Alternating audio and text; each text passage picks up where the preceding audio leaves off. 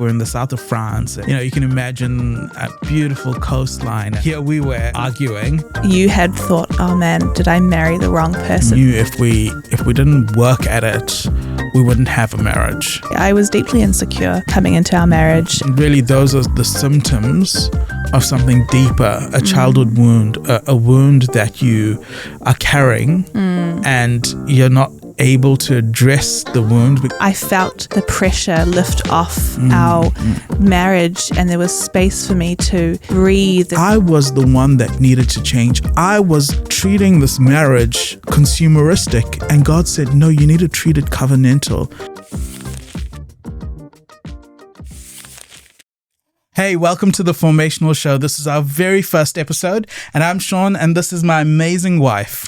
Hey everyone, I'm Tafafi, and we are so excited to be sharing with you today on, like Sean said, our very first podcast episode. And so this is a place that we're going to talk about marriage, family, relationships, the real life stuff, the things that are difficult, but the things that God expects for us, the things that He expects for our families, for our marriages, for our friendships. And we're going to talk about the real things. We're going to go into our lives and the things that other couples struggle with, the things that, are hidden and no one really talks about. Yeah. But we all struggle with it, and it's obvious, and that's where we want to go. Yeah. So we're excited to share, and today we're going to be talking about a little bit about us, about how we met and our first year of marriage in particular, and how we kind of really struggled that first year, and we fought pretty badly. Yeah, we did. It was really hard for us. Yeah. But things have changed. We don't fight like we used to. We don't fight like we used to. And we want to talk about that. Yeah, we just want to share a bit of the things that we've learned along the way, the things that God has taught us, and the wisdom that we've kind of garnered through that year and through the years of being married, and share it with you. So we've got our cup of tea here, and why don't you join us, sit down, and join our conversation. Okay, let's tell everyone how we met, because I'm sure many people might want to know. I think so. I love hearing how other people meet and their love story, and how long they dated before they got married, and all of the in-between stuff. So maybe, do you want to start? Okay, I'll start. So it was around COVID 2021. I turned 30 that year, and I was thinking, okay, how am I going to meet anyone? We're stuck in lockdowns, particularly in Auckland in New Zealand, and I thought, okay, I'm going to turn to dating apps. I never thought I would. Likewise, I didn't think. I was kind of against them, honestly. I was like, I'm never going to go on a dating app. I want to meet somebody organically and, just wistfully, romantically. But anyway, we both found ourselves on Bumble. And she swiped right on me, and the rest is history. I don't know. I think it was a bit different than that. It was partway through the year 2021, and you had swiped on me, but I didn't swipe back. And then I thought, I'm gonna get off this app. And then I went back on the second time, and she was on there again, and I thought, okay, let me try again. And I swiped right again, and this time she swiped right, and we matched, and here we are. That was end of 2021 by that stage, and we went on our first date, and it was a few hours actually, wasn't it? We laughed and chatted. We connected straight away, and I think I knew on the first date that this was my wife. Yeah, you called your family to say. Yeah. Whereas I took a few dates in before I kind of knew, but that's pretty good. A few dates in was pretty good. It was a whirlwind romance. Yeah. And then 4 months later we were engaged. Yeah, April 2022. And 4 months later we were married. Yes. So very quick. 8 months from meeting, we were married, which is, pretty quick. But when you know, you know. Exactly. And we were both, Sean was in his early 30s, as he said, and I was 28, I think. And so I'd been really praying and waiting on the Lord for the right the right man. And I dated a bit, and I had had other relationships that didn't work out. And so I was very thrilled and excited when I met Sean, and the way God kind of moved in our dating relationship and how we came to be, and here we are. Here we are. And, things were amazing at the start. Of being married. Yeah. And, you're kind of in this amazing honeymoon period, and then very quickly things changed. The honeymoon period was over. Yeah. And we began to argue, we began to fight, we began to, we disagreed on so many things, and actually what felt like an amazing moment quickly felt very, very sour, very difficult actually. Yeah, I think it was about 2 months where we had some kind of blissful, newly married bliss. Yeah. And then the cracks started to show, and the disagreements and the arguments that would lead into the early hours of the morning. And I think most couples actually go through this, but when you're in it, you feel like it's you, and you ask yourself, whoa, what did I get myself into? Yeah. And it feels really difficult. And I think you come into a relationship with all of these misconceptions, and very quickly they get tested.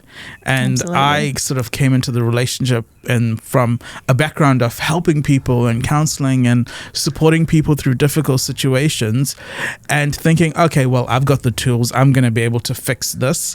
But I realized quickly I couldn't fix anything. The more I tried to fix you, the worse things got. Yeah, totally. And I think, I heard before getting married that the first year or the first 5 years really are the most difficult, but it kind of, you never get told why are they so difficult, what is difficult about marriage, why is it such a struggle. And I think for us that first year was really getting on the same page and becoming aligned in our views, and figuring things out together and learning together and growing. And I think I came into marriage thinking that we wouldn't struggle, that it was just other people that struggled, that actually we would be fine. And that was my real big misconception. So the reality hit hard for us. I think we didn't expect to fight. No, we cared about each other deeply, but there were so many things going on, and these hidden things that you don't really have language for. For the first time in my life, this was my first relationship, and so I was navigating things that I had never had before. Experience with, and I think so that first year, it was really brutal, And it was. It hit us really hard. And I think not recognizing that we didn't have the tools for the season that we were in, and very quickly we had to learn, because we knew if we didn't work at it, we wouldn't have a marriage.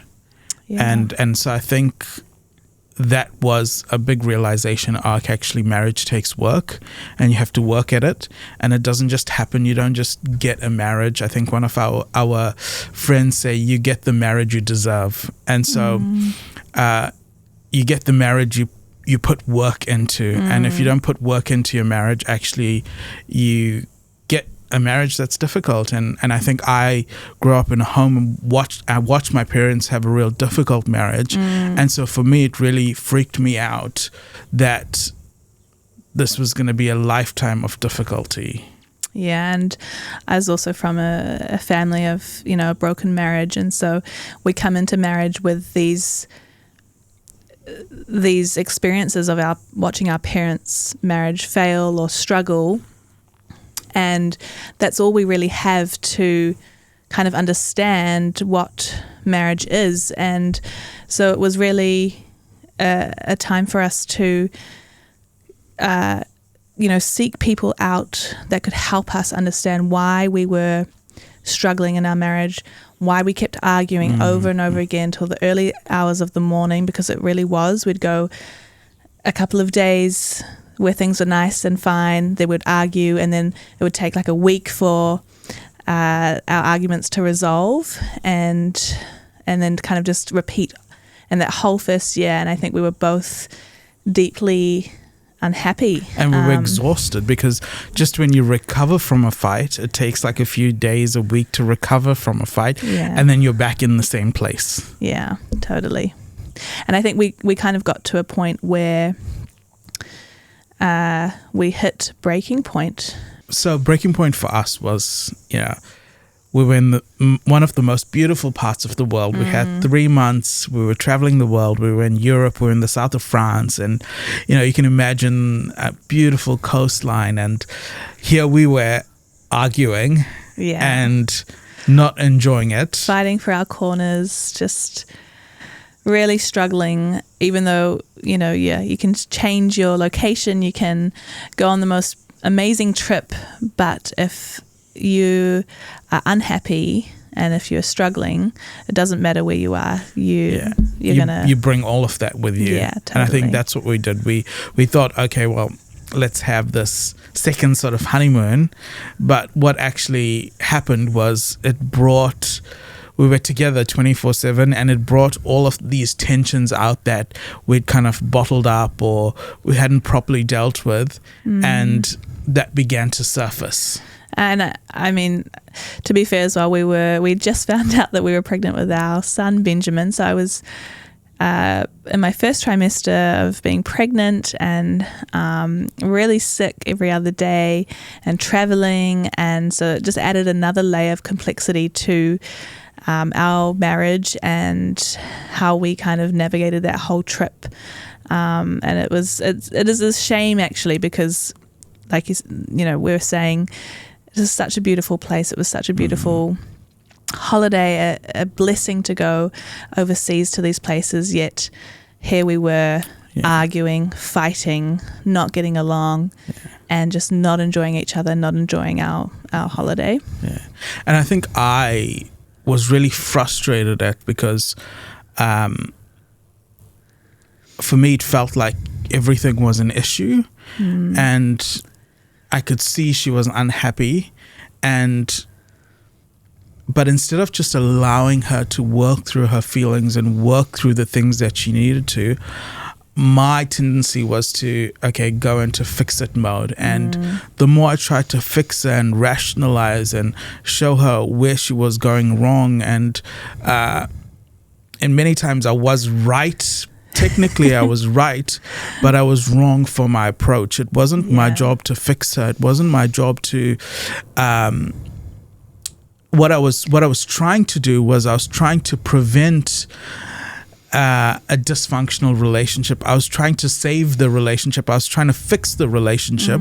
But actually, I didn't realize my job as a husband was really just to love my wife and love her through the insecurities, love her through the things that she was working through in her mind.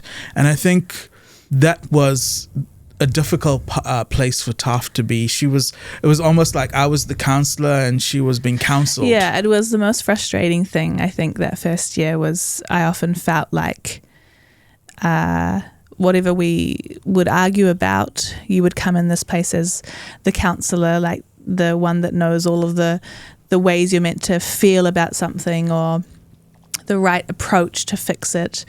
And I would always be like the child kind of, or maybe not heard, kind of dismissed in my feelings or in my understanding, and not allowed the space to work through whatever the problem was that we had, to work through it together and navigate it together and allow the feelings and the emotions and the understandings and to kind of take place. And so that was a real struggle for me, I think, was trying to just be heard and listened to. Oh, well, I'm sorry. I've learned better. No, we've both come a long way since then, I think. And I thought what was now in reflection, I thought what was my job actually brought more damage into the relationship, and it created a place of and I think most men do this. We go into fix-it mode. Yeah. And we're driven out of our own insecurities and our inability to recognize that we're being triggered in this moment. And instead of responding out of love, we respond out of our need to protect ourselves and protect our ground, protect our safety, or protect something that we value. And actually in marriage, you have to lay down your life for the other. You have to lay down your own desires, your own thoughts. And even when you're hurting at times, you have to learn to be quiet, or you have to learn to put yourself second to meet the needs of the other. And I think there's a sensitivity that's required, that in the first year, you almost come into it like, you're fighting with a sibling to kind of stake your ground, stake what's right. Yeah. And shifting that mindset takes some time. Totally. Yeah, I think we definitely wanted to stake our corners and be the one that's right, and that the other person was wrong, rather than listening to the other person, understanding why the other person sees, what you might have said or done as hurtful or painful, and kind of really work through it together and have empathy and understanding about the other person, and also their background, where they've come from. Why do they think the way they do? Why do they think what they think, and why do they do what they do? And so all of those things kind of would be helpful to help navigate. What did you feel, babe? What was it like for you that first year? Because it felt like, from my perspective, it felt like the Lord was beginning to strip you, and He was beginning to do surgery on you, and every week there was something new that you were working through. I suppose definitely it did feel like that. I think I was deeply insecure coming into our marriage, and had lots of, I suppose there were things that you would do that would hurt me, that you had no idea why, or you couldn't understand why that would hurt me, or why what you might have said, or the way you've said something, why it affected me. And I think I probably instigated much of the arguments that started that first year. And I think alongside that, the Lord was really working in me to deal with some of my own personal issues, like the insecurities. How come I'm upset if you're a little bit late? There was one time that Sean and I had planned to spend the evening together on a Friday night, and this wasn't actually about you being late. That was a different argument. This one was about we had plans to hang out on a Friday night, and we were both finishing off work, and I stopped to get some dessert, which is one of our favorite things to do is eat dessert. And then you called me on my way home, and you're like, "Hey, my friend's just flown up. He's got the tickets to a concert, and I really want to go." And I was like, but we had plans to hang out on a Friday night. We were still only a couple of months married, I think, at that point. And I was deeply hurt by that, and we argued, and you ended up going to the concert, but it was such a struggle, and I had to, and I think part of the thing is that when there's arguments and struggles and strife, understanding what's arising in you. Yeah, because we weren't actually fighting about me going out. No. Actually, when we look back now, the argument was, I felt trapped. Yeah. That I couldn't go out, or you didn't want me to go out. And what it triggered was that feeling of being trapped and controlled. Yeah. And because that's something that I felt growing up. I felt controlled. And so anytime I felt controlled, I hated that. And so I responded out of that place, out of that fear. Of that little child. The little child who was being controlled. And here I am, you're married at, 30 years. You do what you want, when you want. And I felt like, okay, well, I've spent all my time together with you, and I want to have a little bit of a break, and not a break, but I want to. My friends in town, I want to see him. I haven't seen him for years, and so for me, it was coming from that place, and then your response felt like, whoa. I'm being rejected. I'm being controlled. Oh yeah, sorry. And you felt? Yeah. I felt rejected. Yeah, and that was something that was the inner child in me growing up, was that feeling of rejection, or in different relationships and things that I'd had, that people would leave, and so that triggered your response. Mm-hmm. And so we weren't triggered my rejection. And so we weren't really fighting about the issue or going out. Actually, we were fighting the little child. We were fighting for the little child in us. Yeah. And instead of fighting for each other and trying to understand where we're coming, we were fighting for ground, because we were afraid that we would be taken advantage of, or we would, I would lose control, or I would be controlled, and that I would be rejected. And until you actually recognize that that's what's going on in most fights, you fight about the wrong issue. Yeah. And sometimes you have to take a step back and actually pause and figure out what you're fighting about. Yeah. And I think most couples actually have the same fights, but there's different issues. So you might be fighting about, I think there's 6 things that couples fight about. There's finances, there's intimacy, sex and intimacy, there's money. Oh, well, I said finances, family, the in-laws. The family dynamics. Roles and responsibilities. What else? What else do we fight about? Faith and values. Yes. There's a list that's a common areas that couples argue about a lot, and so and really those are the symptoms of something deeper, a childhood wound, a wound that you are carrying, and you're not able to address the wound because either you don't have the language, or you don't have the tools or the mentorship.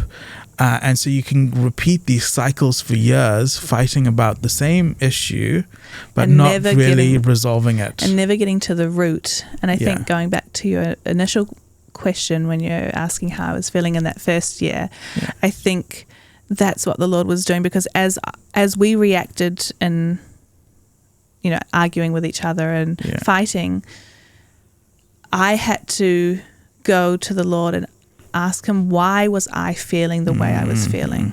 Because we're so quick to think, I'm right.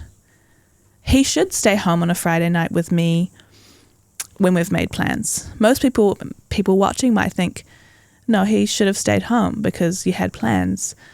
But actually, I need to understand first, why wasn't I able to release you and understand and say, hey, he hasn't seen his friend for a long time. He might not see his friend for however many months or years. Why wasn't I able to release you? And so it became a year of a lot of inward work that the Lord was doing about what was going on within me, and God addressing those things that were arising. So a difficult year, but it was good because it allowed the Lord to work in each of us, and the Lord had to work in both me and you around what we were struggling with and navigating. And only in that process did we start to become on the same page and aligned. Yeah. And I think the same thing for me. Why did I need to fight my ground? If I felt that she wanted me to stay, it wasn't a big deal for me to stay. I could have stayed at home and it would have been enjoyable. So I wasn't fighting about that. I was actually fighting about the need not to be controlled. Yeah. So it's really interesting, isn't it? Trying to pinpoint what the actual issue is when you are arguing, when you are finding yourself in conflict with your spouse.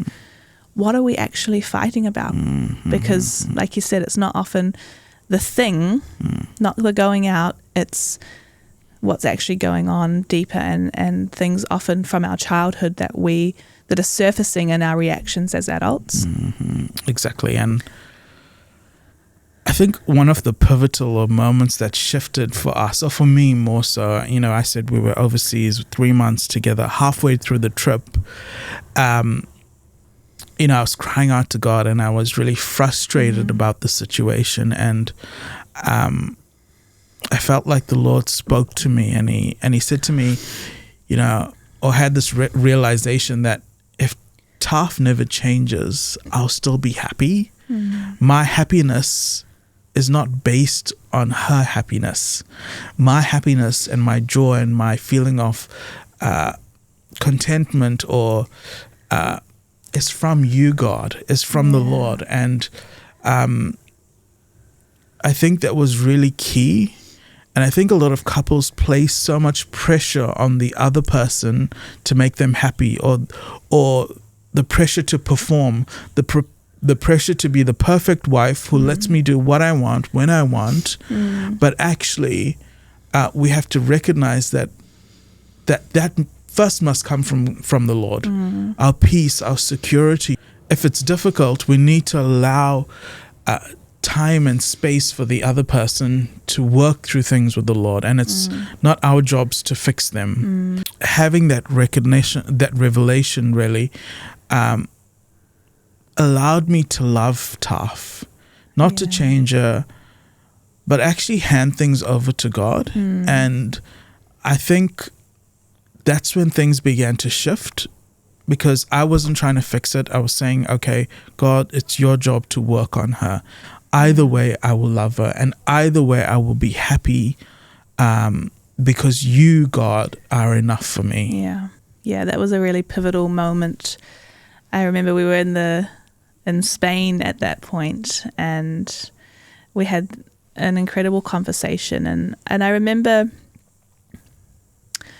I think the pre-conversation to that revelation for you was, you had thought, oh man, did I marry the wrong person? And I think in argument or conversation, it had come out, not in so many words, like not you saying to me, I think I married the wrong person, but I think it had come about that I was aware that you were unsure if you had married the right person.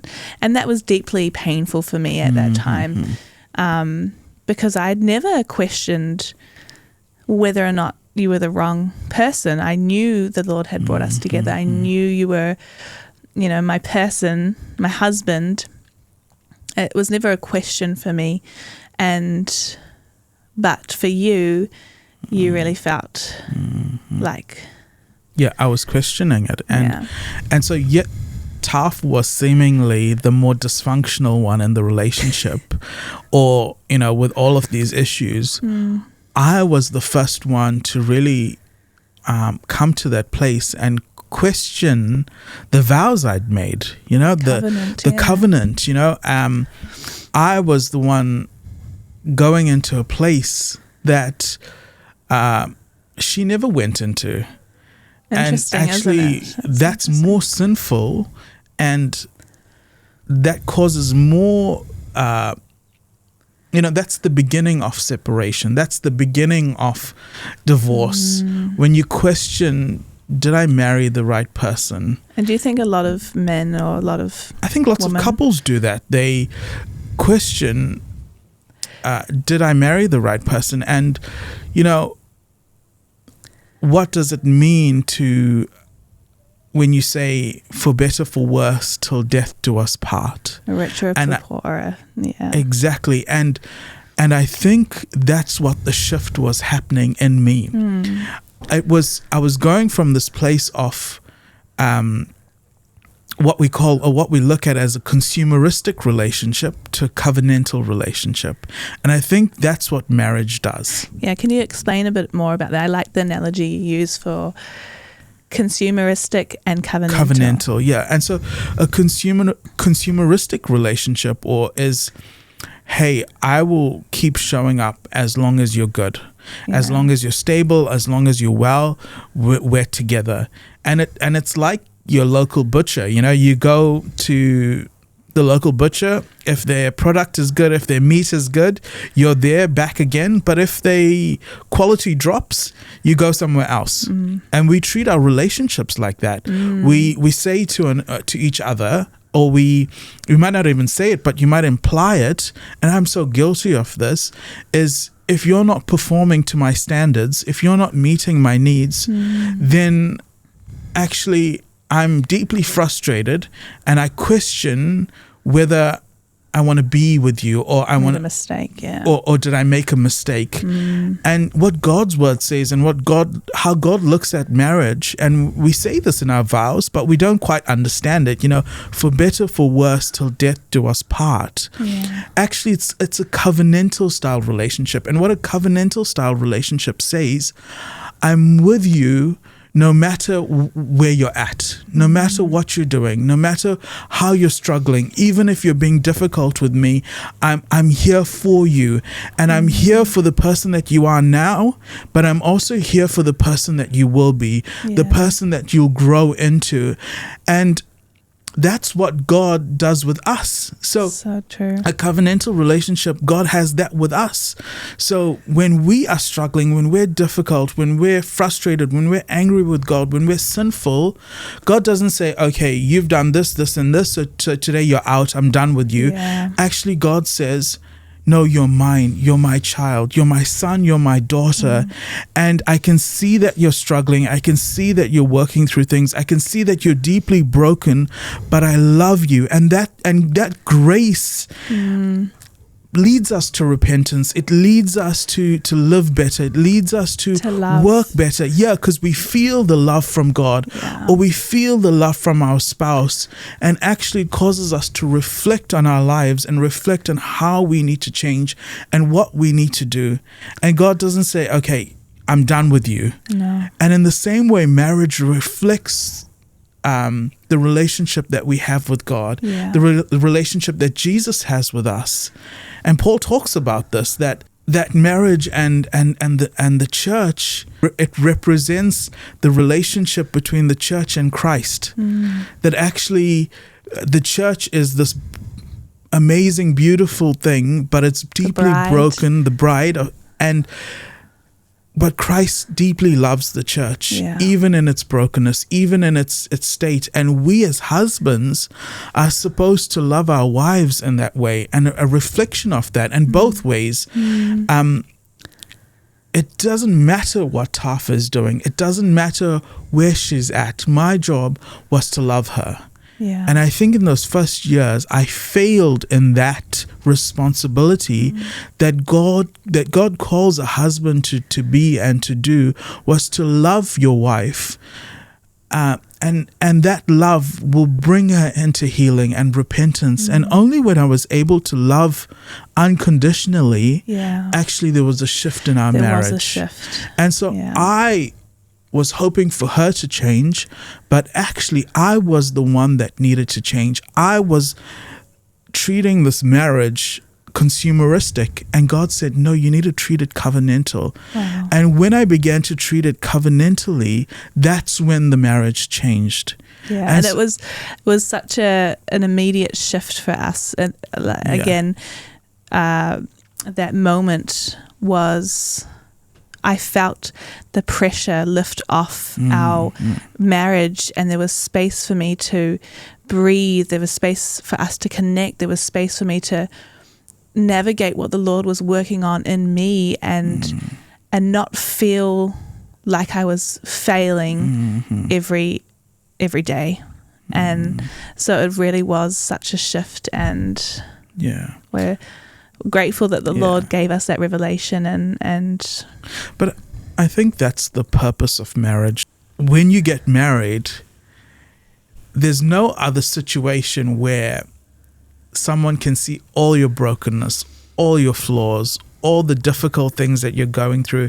If you're moody, they see it. You can't cover it up. No. And so you can't escape it. It's a mirror. Yeah, it is a mirror. Marriage acts like a mirror. Yeah. And that's the first thing that happens, is you wonder why the honeymoon is over. Actually, it's not because of the other person. It's actually reflecting things in you. Yeah. You're seeing your true self. They're seeing their true self. And actually, instead of working it out, you fight for ground. You fight to cover yourself. You fight to hide your insecurities and your brokenness. And instead of creating a safe place where you both can be naked and vulnerable, you create a space that is hostile and toxic. And actually, like we are physically naked as husband and wife, marriage is supposed to be this place where you become emotionally naked and emotionally vulnerable. Totally. And so that you can see each other, you can see the good, the bad, and the ugly, and make the choice to love. Yeah, I think coming back to that concept of marriage being a mirror, and really exposing in each other the true self, the broken self, the one with all of the wounds and the traumas. And it's learning, like you said, to love the other person whilst seeing their nakedness. So not their physical nakedness, but their emotional nakedness. And I think part of your revelation and that turning point for us was that I could now be emotionally naked with you and feel loved and not be judged and not be criticized for feeling the way that I do or thinking this way or not knowing enough. And it really released me to be able to, or for the Lord to be able to really work in me, and for me to feel safe with you and in marriage. And so the mirror, the marriage being a mirror, you can either use that mirror to see and love, or you can use that mirror to see and hide. And I think the shift for us was actually to see, or for me was to see and love. And what that did was it created a safe place for us to deeply share our stories. Yes. And because we did share we shared our stories, we knew our past, but there was a depth and I think for both of us to share real deeper, even more intimately with each other, because it was a safe space. Yeah, it became a place of safety. Our marriage became safe for both of us now to share and to be open and to say, hey, these are some of the things that have happened to me in my life, in my childhood, that those brokenness things, those wounds and traumas that cause me to be like this. And so First Peter talks about living with understanding. It does, and I think only when you're able to love unconditionally and love from that place of not expecting that other person to perform, can you then begin to share your story, share your heart, the deep hidden places in marriage. And when you're able to share your heart, that's only when you can live with understanding. Yeah. And I think that's such a good point about living with understanding.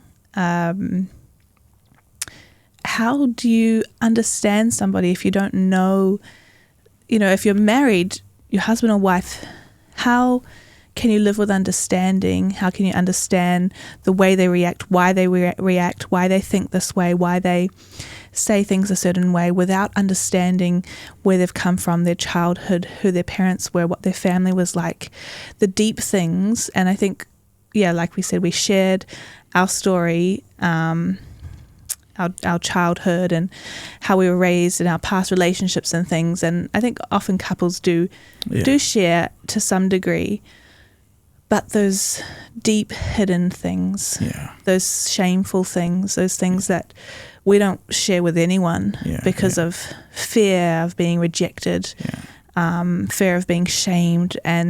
But in marriage, you're supposed to become emotionally naked. You're supposed to, because there's a physical nakedness that happens, but there's an emotional nakedness that needs to happen in marriage for there to be true intimacy. Absolutely. And that's why God designed sex inside of marriage, because only inside of marriage can you become both physically naked as well as emotionally naked, because emotionally nakedness needs a covenant. Wow, I need to know that you'll be around forever, for better or worse. And so when I share my deep vulnerability, when I share my brokenness, I need to know that you won't run away, that you won't leave. And so usually in relationships that are not under a covenant, or you're cohabiting together, you're expecting something from the other person that's almost impossible to give. And so it's not protected by covenant. It's not protected. And so marriage, when you're living together outside the covenant of marriage, you're actually living in a consumeristic relationship, which says, unless you're good, I'm not staying around. Yeah. You have no safety. You have no There's safety. no protection. And that's why marriage is so beautiful, the way that the Lord created it and instituted marriage as a covenant, a promise to each other that I'll love be you. around. Yeah. I'll be here forever. Yeah. And that creates an environment where you're able to enter into true intimacy, into true love, into true compassion for one another. And that only grows each other, and it allows us to become better people. Totally. Yeah, I think being able to share deeply with your husband or wife how you grew up, the things that happened to you, the things that you were ashamed of, the things that perhaps you've kept hidden and never told anyone. It's important to share those with your husband and wife at the right time. And I think if any couples watching, if you haven't taken the time with your husband or your wife to sit down and share with each other, it's really, really important that you do so. And obviously take wisdom with that. Sometimes our husbands or wives are not at a point where they're ready. And so it really takes a journey together and a journey with God about getting to a point where you're both ready to share. But it's such a key tool in your marriage to be able to share your stories deeply with each other and help you to live with understanding. I think practically what that could look like is for couples to take an afternoon and without any judgment or turn the phone off, make it a special space and a time. Don't have the kids around, and one person gets to share their story for that afternoon, and the other person listens. Yeah. No judgment, no questions, but just to listen to their story. Yeah, taking in mind what we've just talked about covenant marriage, what it's designed for, that there's safety there, that it's not about judgment or criticism. It's to love that person no matter what they share, no matter the shame, because it's deeply vulnerable, that moment. Yeah. And it is really important that the other person listening loves that person and covers that person. Yeah. And I think, what we did, we took some time to share our story and share the childhood trauma, the things that trigger us, the things that are so difficult to share. And I think we both at the end of sharing our stories were able to. I mean, I had questions, I had things that I wanted to ask, or I had things that were like, oh, whoa, that's a big issue. I didn't ask it at that point. It wasn't right to do that, but just to love and to hold each other, hug each other, and to say I love you still. Say I love you. Yeah. And there'll be time in the future where you get to deal with that, and then the next day or a week later, do the other person. Yeah. And share and take that before God. Take the difficult things before God. Pray about it together. And what it will do is it'll give you an understanding of where your husband or your wife's at. Instead of reacting out of your own triggers, you're able to realize, oh, actually, this is the little girl that was hurt, or this is the little boy that was hurt, and they're just reacting out of it. And actually, it gives you language and it gives you space to talk about the issue. Don't weaponize it. No. And this is what we do, or this is what I would do as well. Is actually recognize there's an issue, that it's a past issue, and then bring it up in a conversation. Actually, that's not healthy and that's not safe. And so I think learning to not weaponize what you've learned, but actually just love in that process. And so what we've done is we've put together a little PDF that lays out how to do this, how to sit and have a conversation in the afternoon with your husband and your wife. And it breaks it down. There's some really good questions that you can ask each other. Start off at childhood and then work your way through your life story, and have a meaningful space to share and a deeply intimate level.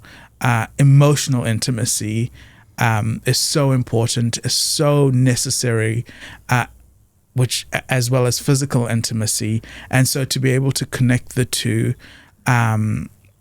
not at the same time, but to be able to do that is really important in a covenantal marriage. Yeah, and just to point out that this PDF that we've put together is for husbands and wives, and so we recommend that you are married when you do this. Yeah. And so you can look down at the bottom in the description box to find a copy, a link to it. So I think one of the other things that we've learnt in our years of being married about covenant marriage and how God designed covenant marriage is that there must be a shift from what's best for me to what's best for us. And so it's a letting go of the independence that we probably, most couples come into the marriage there.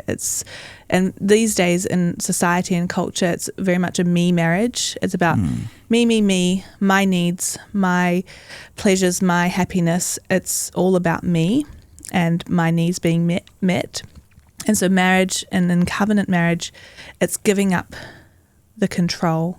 It's giving up your autonomy for the sake of being united together as husband and wife. And so I think, and we really appreciate the book by Tim Keller, The Meaning of Marriage, and he talks in there about how self-centeredness is really the biggest issue in marriage. It's the selfishness that we come into marriage with. It's all about me, my needs, as I said, and being able to become less self-centered and allow the Lord to work on that selfishness and sacrifice yourself or your needs for the other person.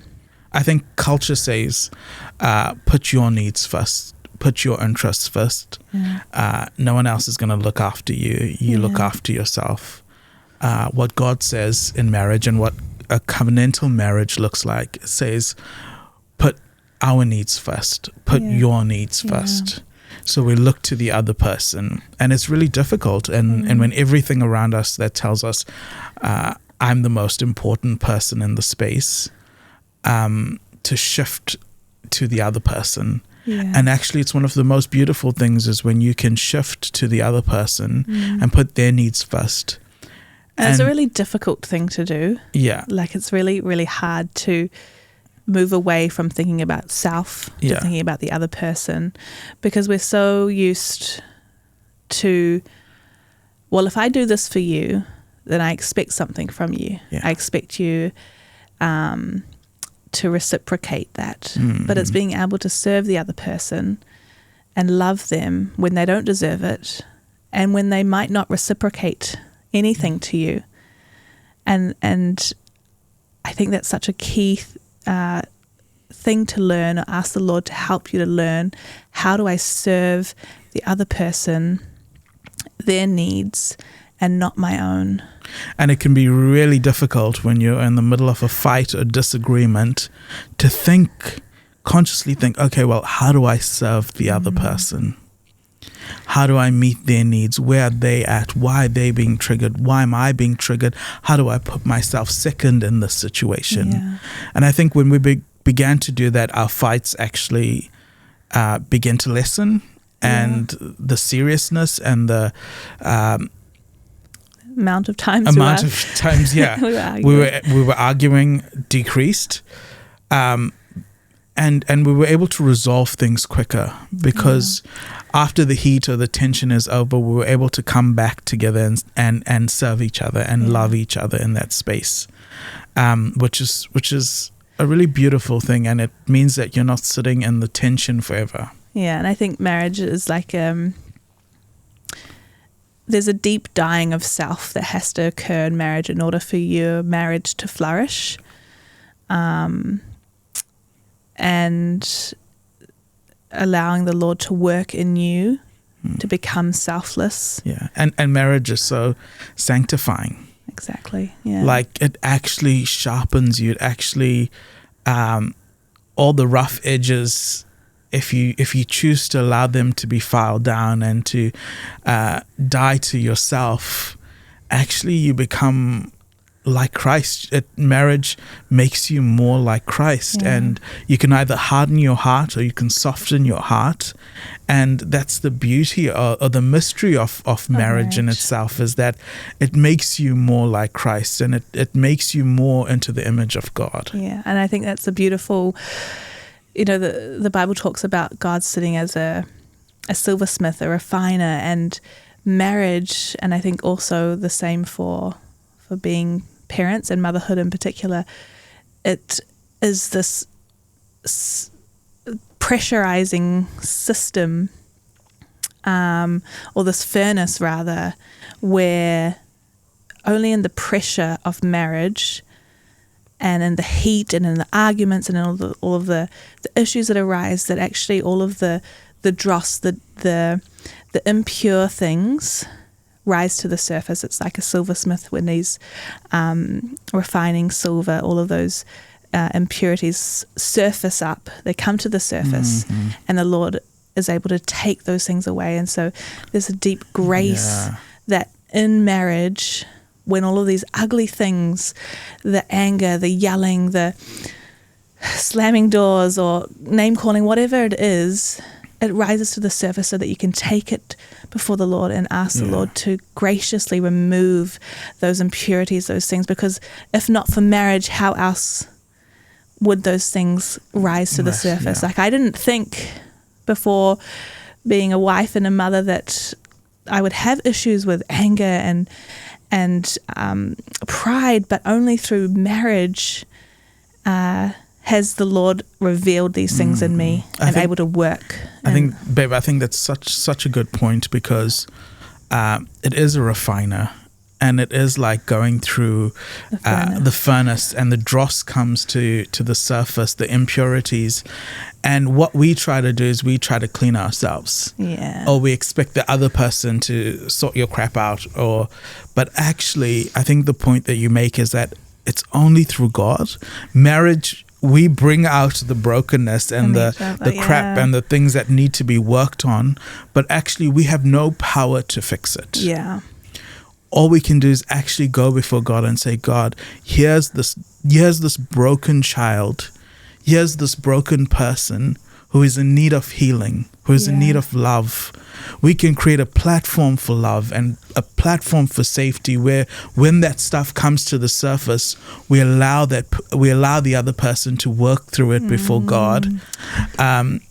Or you can be hard-hearted and say, deal with it. Yeah. But actually, unless God comes into that place, unless He's the one that's healing, we do a bad job at it. Yeah, totally. And so I think this idea that marriage is a mirror, it's a refiner, it sharpens you and it humbles you, and it sanctifies you and it makes you more like Christ, is a beautiful mystery. A beautiful thing. I think the other thing that is really important is, we know, even now we know what marriage is. It's a covenant. It's not consumeristic. We need to care and love for the other person. But I trip up. I treat it consumeristic. I expect you to perform when things are difficult for you. I get triggered. And one of the things I'm realizing more is actually, it's the undealt with trauma, the childhood trauma in me. And unless I deal with that, unless I deal with my own brokenness, I'm not in a place to be able to offer love and care. I'm not in a place to offer attention and sensitivity when I feel like you are doing something wrong or you are hurting me.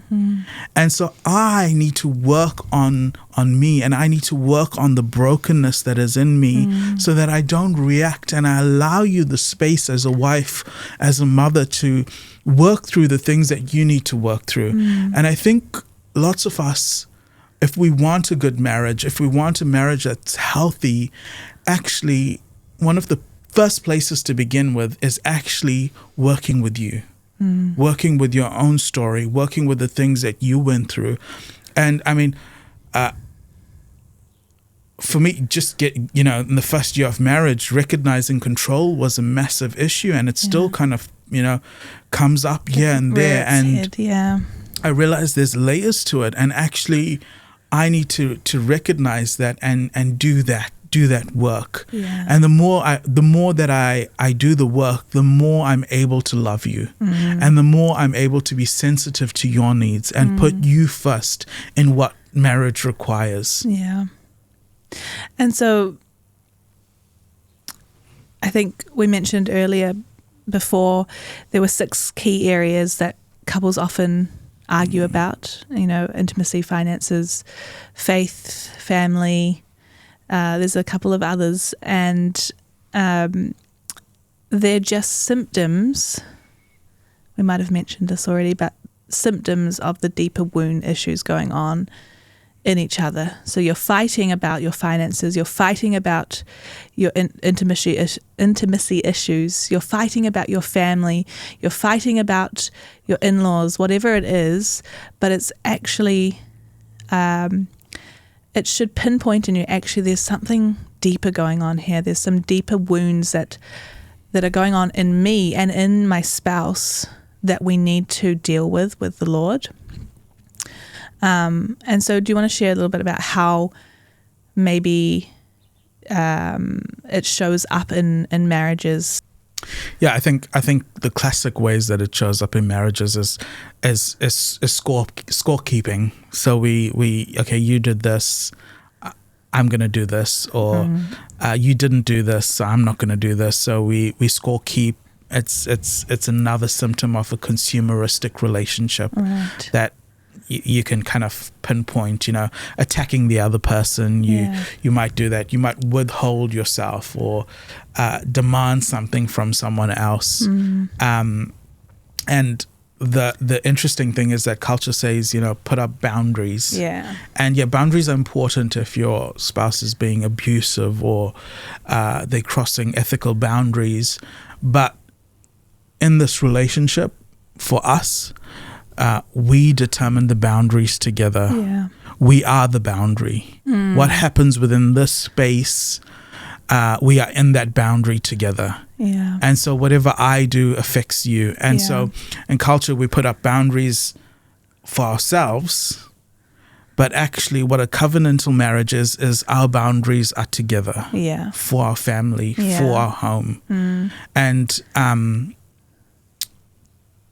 that's really important to kind of understand. I think I went into the relationship being really hurt and frustrated, and I was putting up all these boundaries and the boundaries weren't actually about you. What it was, if I reflect, it was, I'm going to shut myself off from her. A barrier. I'm hurting, and so I'm not going to allow you into my heart. You've hurt me there, so I'm going to hold back. And I thought those were boundaries. But actually what needed to happen was we needed to talk. I needed to take things before God. We needed to heal together. I needed to create a safe space so that we could work through things. And that's what a marriage needs. It doesn't need these so-called boundaries. So the truth is that we don't fight like we used to. We still fight. But we do still fight. But we've learned that our marriage is a safe place. It's a covenant. And actually how that outworks in us is, this is some practical things that we do to ensure that this space is safe, that we don't fight against each other, but we fight for each other. And I think we mentioned this, like, number one, you got to do the inner work. You got to reflect on your life, your issues, the things that you're struggling with, the childhood trauma, and deal with that. That's so key to actually doing this well, is doing this well. And finding, I think with that, finding an older couple in church or some really good counselors that can help you understand well childhood trauma and the impacts that it has on you as an adult and in your marriage and in all areas of your life is really key to being able to navigate that area well in your life. And I think like counseling and going through actually some prayer and dealing with that trauma, and we've put together a course to deal with that trauma and deal with the root issues, not just the symptoms. And we've both sat through it before we got married and worked through our own things, but I mean we've still needed to do more work. But actually the foundations to get that right is key before you get married, and even when you're married, actually to work on yourself. And so you can find a link at the bottom of the description again for that course. It's transformed thousands of people, and it's been an in-person course, but we've actually recorded it and put it together. Taf and I share our own brokenness, our own story, and how the Lord healed us and how it's helped us in our marriage. And so you can find that there. And like we've mentioned in this podcast, what's really helped us is living with understanding, and that comes out of 1 Peter 3:7, and taking the time to understand who your spouse really is such a key. It's been such a key for us in our marriage to build a healthy, flourishing marriage, about understanding the other person, understanding why they react the way they do, why they think the way they do. It's such an important part of, or important tool really, that we've used to help us in our marriage journey. And I think we mentioned already that there is a PDF that couples can use to help sit down and... it's a free PDF that will help you.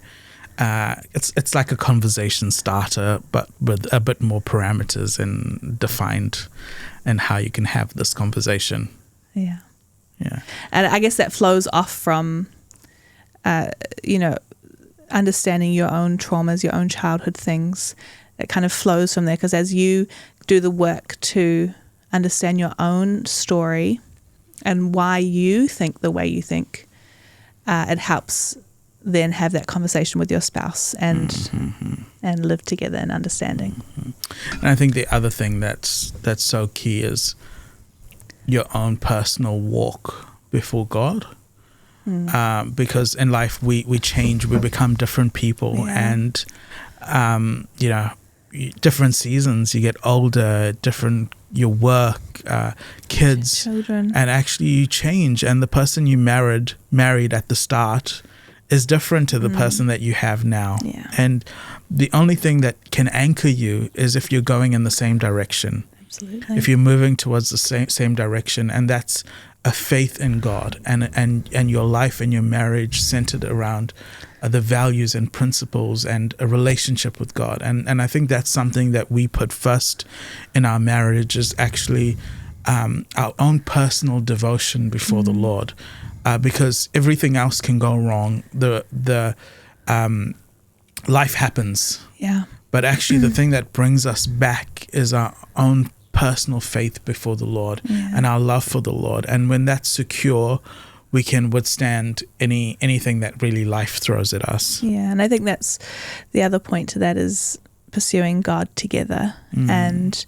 ensuring that there's time as a husband and wife to seek the Lord together, to pray together. You know, we make a point that each night we pray together, and sometimes that doesn't always happen. You know, life, like you said, life happens and things, we're not always perfect, but we are pursuing the Lord together. We're on the same page in terms of the Lord, seeking the Lord, His will for us, His will for our family, His will for our marriage, and understanding how He created us to be, and to be good wives and husbands and mothers and fathers. And I think that's something that we're pursuing and doing that has really helped us in this journey of marriages, to be pursuing God together as a family, as well as our own personal walk with the Lord and spending time with Him.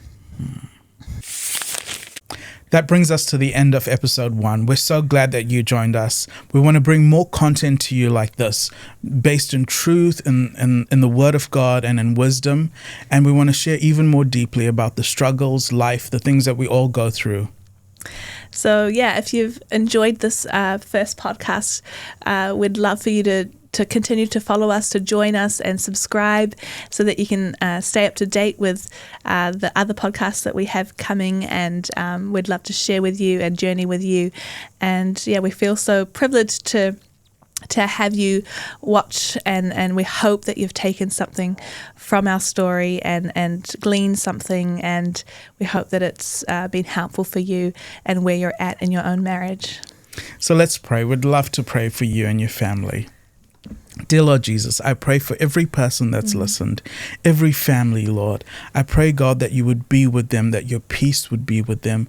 I pray for every marriage, Lord. I pray that you would bless them. I pray for the struggling homes, Lord, for couples that are struggling through the season. And I pray, God, that you would be with them. Your grace would be with them, that there would be truth and reconciliation, and Lord, that your covenant of marriage would be evident in their lives, Lord. I thank you, God, for every husband and wife.